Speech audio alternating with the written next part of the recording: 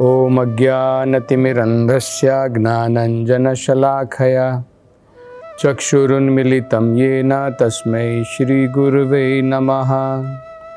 नमो ॐ विष्णुपादाय कृष्णपृष्ठाय भूतले श्रीमते भक्तिवेदान्त स्वामिन् इति नामिने।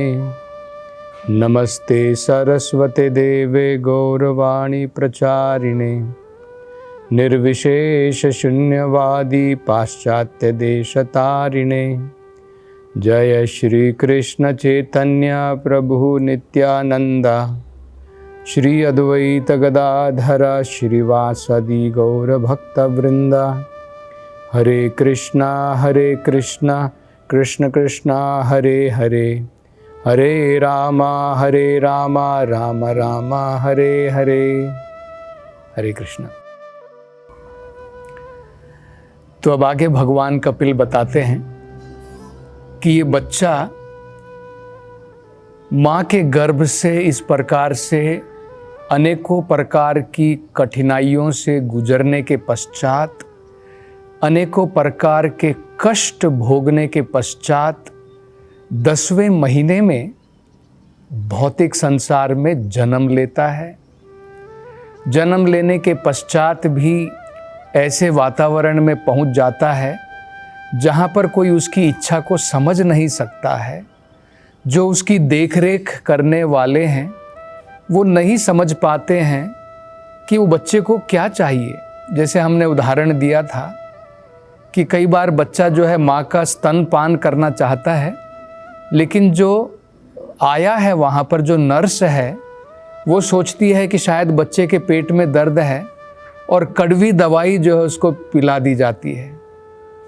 तो बच्चा जो है बिना इच्छा के भी, ना चाहते हुए भी उसको ये सारी परिस्थिति सहन करनी पड़ती है। और बाद में आगे भगवान कपिल बताते हैं कि जिस बिस्तर के ऊपर वो लेटा रहता है उसी में मल मूत्र वो छोड़ता है। उसके कारण उस बिस्तर में अनेकों प्रकार के कीटाणु पैदा हो जाते हैं। तो जब उसमें अनेकों प्रकार के कीटाणु पैदा हो जाते हैं तो हमको पता है कि शरीर के अंदर में खुजली प्रारंभ हो जाती है।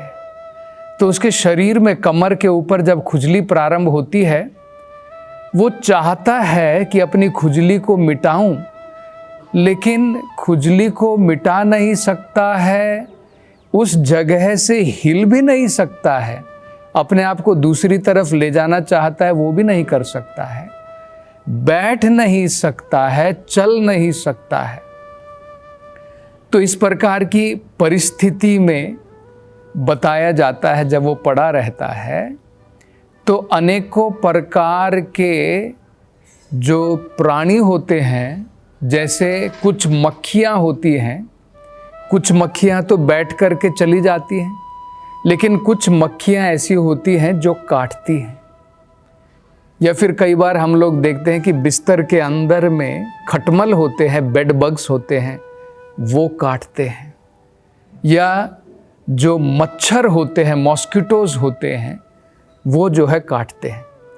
अब हमको जब काटते हैं तो हम लोग सहन कर लेते हैं, लेकिन बचपन में जब वो बच्चा बहुत छोटा होता है उसकी जो त्वचा होती है, उसकी जो स्किन होती है बहुत कोमल होती है, तो उसके कारण उसको सहन कर पाना अत्यंत मुश्किल होता है। और मतलब भगवान कपिल ने बताया माँ के गर्भ में भी इतने कष्ट झेल रहा है और पैदा होने के बाद भी अपने, जब उसका शरीर बिल्कुल कोमल है, छोटा है, अनेकों प्रकार के कष्ट भोगता है। मतलब कष्ट से कोई निवारण नहीं है। और इसके कारण बच्चा जो है जोर जोर से चिल्लाता है, जोर जोर से रोता है। और भागवत में भगवान कपिल कहते हैं असली कारण उसके रोने का क्या है? विगत ज्ञानम, जो ज्ञान उसने भाग्यवश अपनी माँ के गर्भ के अंदर में जो अर्जित किया था, वो ज्ञान अब उसका चला गया है। विगत मतलब गता, चला गया है, भूल गया है उस ज्ञान को। इन परिस्थितियों के कारण, इसके कारण वो बच्चा रुदन करता है। तो इससे हम कुछ महत्वपूर्ण प्रसंग अपने जीवन में भी सीख सकते हैं कि किसी भी परिस्थिति में हम भगवान का ज्ञान अर्जित कर सकते हैं। ये तो हमने इसके बारे में विचार विमर्श किया था कि अगर बच्चा 10 महीने का माँ के गर्भ के अंदर में अगर वो कृष्णा भावनामृत का ज्ञान अर्जित कर सकता है, तो भक्ति का मतलब ही यही है, अहेतुकी। उसके लिए कोई रुकावट नहीं है। बच्चा भी, बूढ़ा भी, स्त्री भी, कोई भी व्यक्ति मनुष्य जीवन के अंदर में भगवत ज्ञान की प्राप्ति कर सकता है। और इसी प्रकार से हमें ये भी समझना है कि अगर परिस्थिति अनुकूल ना हो, प्रतिकूल हो, तो भूल भी सकता है। ये भी बड़ा महत्वपूर्ण है। अभी देखिए, बच्चे ने किसी परिस्थिति में माँ के गर्भ के अंदर में ज्ञान अर्जित किया भगवान की कृपा के द्वारा। उसकी ये समझ में आ गया, इसलिए वो कहता है कि भगवान, मैं तो अब आपकी शरण में आना चाहता हूँ, इस भौतिक संसार में बाहर नहीं निकलना चाहता हूँ, बेटर माँ के गर्भ में अनेकों प्रकार के कष्ट भोग लूँगा। लेकिन जैसे ही उसका जन्म होता है, वो ज्ञान, विगत ज्ञान भूल जाता है। अलग प्रकार की परिस्थिति आ गई, उस परिस्थिति में इस ज्ञान को भूल जाता है। तो ये भी हमें याद रखना चाहिए कि अगर हमें किसी न किसी प्रकार से भाग्य प्राप्त हुआ है, सौभाग्य प्राप्त हुआ है कि कृष्णा भावनामृत का हमें जो है कुछ ज्ञान प्राप्त हुआ है, हमें ऐसी परिस्थिति नहीं बनानी चाहिए हमारे जीवन में जहाँ पर हम इस ज्ञान को भूल जाएं। रूप गोस्वामी ने एक बड़ा महत्वपूर्ण सिद्धांत दिया है। अपने जीवन में इस सिद्धांत को हमेशा याद रखना चाहिए। स्मर्तव्यः सततम विष्णु, विस्मर्तव्य न जातु चित्त। वो कहते हैं हमें अपने जीवन को इस प्रकार से ढालना चाहिए कि हम हमेशा भगवान को याद रख सकें। ऐसी परिस्थिति हमें पैदा नहीं करनी चाहिए, ऐसी परिस्थिति में हमें नहीं जाना चाहिए जहाँ पर हम भगवान को भूल जाएं। तो उसके लिए सबसे महत्वपूर्ण क्या है? साधु संग। हमारी जो श्रद्धा होती है भगवान के प्रति, हमारी जो आध्यात्मिकता में श्रद्धा है, अगर हम उसकी ग्रोथ करना चाहते हैं, उसे बढ़ाना चाहते हैं, तो साधु संग महत्वपूर्ण है। और अगर हम चाहते हैं कि ये जो मेरी कृष्णा भावनामृत है ये लुट जाए, विगत ज्ञान, ये ज्ञान मेरा चला जाए, तो असत संग अगर हम करेंगे तो हमारी जो भक्ति है, वो भक्ति की जो लता है, वो वहीं पर उसका जो है खंडन हो जाएगा। अब वो आगे नहीं बढ़ पाएगी। ये बड़ी महत्वपूर्ण सीख जो है हमें समझनी चाहिए। अब आगे भगवान कपिल बताते हैं कि देखिए, हमारी उम्र जो होती है ये 3 भागों में बांटी जाती है। एक को कहते हैं बचपन, जब हम पैदा होते हैं और लगभग 5 साल तक बचपन कहलाता है, बॉयहुड जिसे कह सकते हैं। 5 साल के पश्चात 15 साल तक, 15 ईयर्स तक, 5 to 15, इसे पौगंडा कहते हैं। और 15 साल के पश्चात जो है किशोर या यौवन कहलाता है। तो ये जो बॉयहुड के बाद में यौवन से पहले जो पौगंड जिसे कहते हैं, इस समय के बारे में अब भगवान कपिल जो है वर्णन करते हुए बताते हैं। तो पहले उन्होंने क्या बताया? माँ के गर्भ की स्थिति, अभी तो जन्म भी नहीं हुआ है उसका, अभी तो 1 साल का भी नहीं है वो। माँ के गर्भ में 9-10 महीने किस प्रकार के कष्ट झेलता है जीव, उसके बारे में तो वर्णन कर दिया है। अब भगवान ने ये भी बता दिया है कि जब वो 5 साल तक का होता है, उसका शरीर बड़ा कोमल होता है, और अनेकों प्रकार के मच्छरों, खटमल, इन सब चीज़ों से परेशान होता है। कीटाणुओं के द्वारा उसका शरीर जो है उसमें खुजली होती है, खुजलाना चाहता है, नहीं कर सकता है, विगत ज्ञान, और ज़ोर ज़ोर से रोता है क्योंकि उसका ज्ञान जो उसने आध्यात्मिक ज्ञान जो अर्जित किया था भाग्यपूर्ण, वो भी चला गया है। अब आगे वो बताते हैं कि बचपन के बाद में जब ये पौगंडा का जो समय जो है प्रारंभ होता है, इसमें भी इसके कष्ट कम नहीं होते हैं और अत्यधिक उसके कष्ट बढ़ जाते हैं। इसमें वो बताते हैं कि 5 साल के पश्चात जो है बच्चा या ये जो जीव है, जिसे अब इसका शरीर की जब ग्रोथ होती है, जब इसका शरीर बढ़ने लगता है, तो अब इसके मन के अंदर में क्रोध और असंतुष्टि बढ़ती जाती है। ऐसा क्यों होता है? क्योंकि उसकी जो इच्छा होती है वो पूर्ण करना चाहता है इस समय में, लेकिन उसकी इच्छाएं पूर्ण नहीं हो पाती हैं।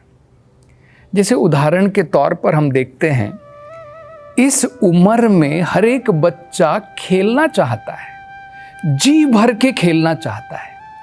अगर आप उससे कहेंगे बेटा स्कूल चले जा, स्कूल में जाकर के पढ़ाई करनी है, बिल्कुल उसका मन नहीं है पढ़ाई करने में। इसलिए हमने देखा है ना, शुरुआत में जब हम बच्चों को स्कूल लेकर के जाते हैं 5 साल की उम्र के बाद में, बड़ी मुश्किल से घसीट करके ले जाना पड़ता है। वहाँ पर छोड़ने के बाद में भी ज़ोर ज़ोर से रोता है, वापस घर आना चाहता है। तो उसकी इच्छा कुछ और है, लेकिन उसकी इच्छा के विरुद्ध हम जो है उससे कुछ और कार्य करवाते हैं।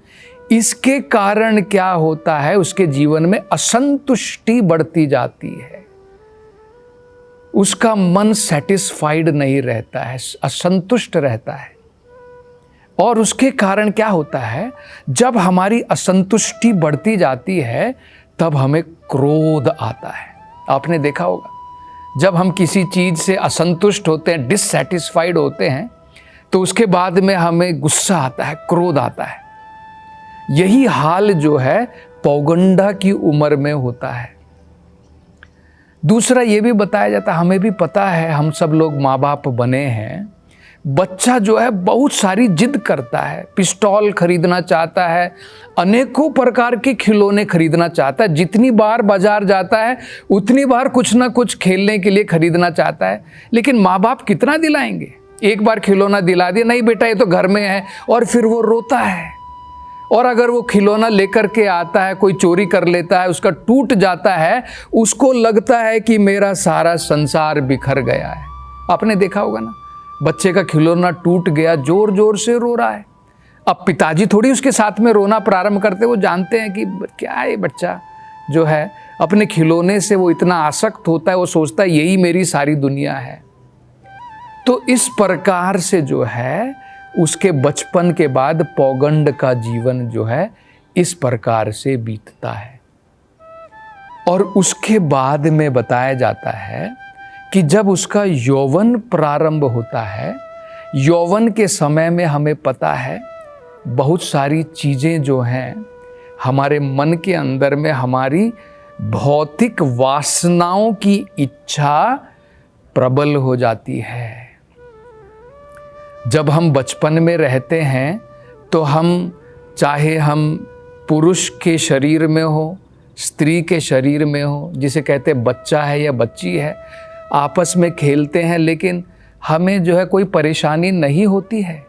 लेकिन जैसे जैसे हमारा शरीर बढ़ता जाता है, काम वासनाओं की इच्छाएं अब हमारे मन के अंदर में जागृत होती हैं, अंकुरित हो जाती है, फूटने लगती है।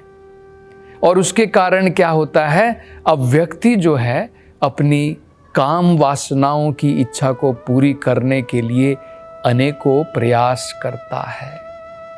और उसके कारण जो दूसरे भी उस प्रकार के लोग हैं, एक तो अपने शरीर का मान बढ़ाता है, शरीर के मान बढ़ाने के कारण जो है काम वासनाएं पूरी करना चाहता है। आपने देखा होगा ना, जैसे जैसे बच्चा, पहले उसको अपने शरीर के ऊपर ध्यान नहीं रहता है, सारा दिन खेलता रहता है, लेकिन बाद में मिरर के पास जाकर के खड़ा होता है, कंघी कर रहा है, सुंदर दिखने का प्रयत्न कर रहा है, क्योंकि अब उसके मन के अंदर में प्रबल इच्छाएं जागृत होती हैं काम वासनाओं की। तो ये जो समय होता है, इसके कारण हम देखते हैं आपस में दूसरे जो काम इच्छुक लोग हैं उनके साथ में अब इसका वैरपन शुरू हो जाता है, मतलब एक प्रकार से दुश्मनी प्रारंभ हो जाती है। तो इस समय में कामी हो जाता है, उसके मन के अंदर में प्रबल इच्छा काम वासनाओं को पूर्ण करने के लिए जागृत होनी प्रारंभ हो जाती है, और दूसरे उसी प्रकार के जीवों से जो काम वासनाओं में लगा है उनसे उसका बैर शुरू हो जाता है, उनके साथ में ईर्ष्या, उनके साथ में दुश्मनी अब इसकी प्रारंभ हो जाती है। ये भगवत गीता में भगवान ने काम को सबसे बड़ा दुश्मन बताया है। अर्जुन ने जब ये प्रश्न किया था, अब यहीं पे देखेंगे हम लोग, काम के बाद में ही अब ये व्यक्ति जो है अनेकों प्रकार के पाप कर्म करना प्रारंभ करेगा। शुरुआत कैसे हुई? काम वासनाओं के द्वारा होती है। यही प्रश्न अर्जुन ने भगवान कृष्ण से पूछा था कि भगवान ये कैसा बल है, ये कैसी फोर्स है जो व्यक्ति को पाप कर्म करने के लिए जो है प्रेरित करती है? तो भगवान ने उत्तर में कहा था, काम एषा क्रोध एषा रजोगुणा समुद्भवः। सबसे पहले जो है काम के कारण मनुष्य के अंदर में जब काम वासनाएं जागृत होती हैं तो वो व्यक्ति जो है अनेकों प्रकार के प्रलोभनों में फंस जाता है, और बाद में जब उसकी इच्छा पूरी नहीं होती है क्रोधित हो जाता है और अनेकों प्रकार के पाप कर्म करता है। तो नरोत्तम दास ठाकुर जो है इसका उपाय बताते हैं। वो कहते हैं, काम कृष्णा कर्म अर्पणम। हमारी जो काम की इच्छाएं हैं, हम अपनी इच्छा पूरी करना चाहते हैं, उसको बदल देना है। कैसे बदलना है? काम को हमें भगवान की इच्छा पूरी करने में लगाना है। मैं चाहता हूँ मेरा बड़ा बंगलो हो, मेरे पास में धन दौलत हो, ये हो, उसकी जगह में हमें भगवान की इच्छा पूरी करनी चाहिए। भगवान के लिए बड़ा मंदिर बनाऊं, भगवान के भगवत गीता का, भागवत का प्रचार करवाऊं। जब हम इस प्रकार से करेंगे तो हमारी काम की जो इच्छाएं हैं वो संतुष्ट हो जाएंगी। और क्रोध हमें उन लोगों के ऊपर करना चाहिए जो भगवान से बैरी हैं, जो भगवान के दुश्मन हैं। जैसे हनुमान जी ने क्रोध में आकर के लंका जला दी थी। अब आगे भगवान कपिल जो है इस बारे में और क्या चर्चा करते हैं, उसका वर्णन अगली कथा में करेंगे। हरे कृष्णा।